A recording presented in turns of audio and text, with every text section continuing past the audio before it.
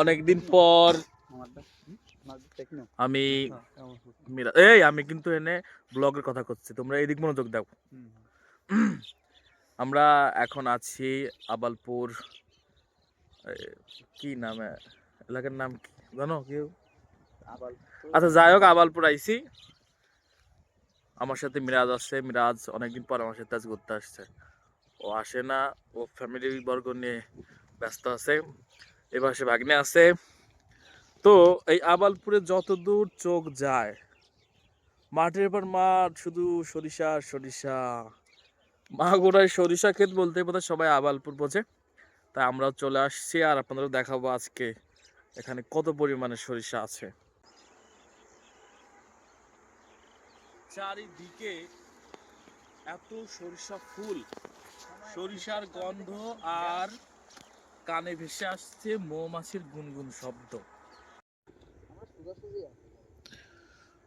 ফুলগুলো এত মারাত্মক সুগন্ধ। অনেকদিন পর আমরা এই সরিষা খেতে আসলাম, তাও আশা হতো না, হঠাৎ করে সোহানের সাথে দেখা, তাই আর কি আশা হলো। তা না হলে আর সরিষা ক্ষেত দেখা হতো না। তাও কোথায় এটা? আবালপুর। আবালপুর সরিষা ক্ষেত বলেই চেনে মানুষ।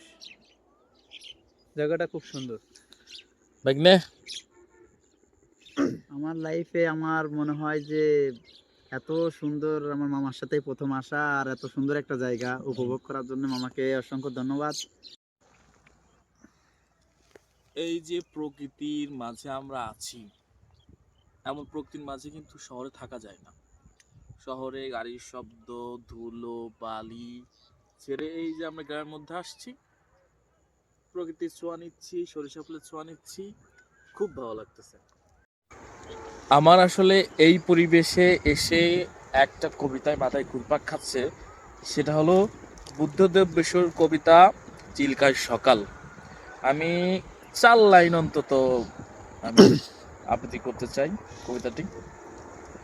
কি ভালো আমার লাগলো আজ এই সকাল বেলায়, কেমন করে বলি। কি নির্মল নীল এই আকাশ, কি অসহ্য সুন্দর, যেন গুণীর কণ্ঠের অবাধ উন্মুক্ত তান। দিগন্ত থেকে দিগন্তে কি ভালো আমার লাগলো এই আকাশের দিকে তাকিয়ে। চারিদিকে সবুজ পাহাড়ে আঁকা বাঁকা কুয়াশের ধোঁয়াটে। মনে হচ্ছে এভাবে হাত উঁচু করে চুপচাপ চোখ বন্ধ করে শুধু এই সরিষা ফুলে ঘ্রাণ নিই।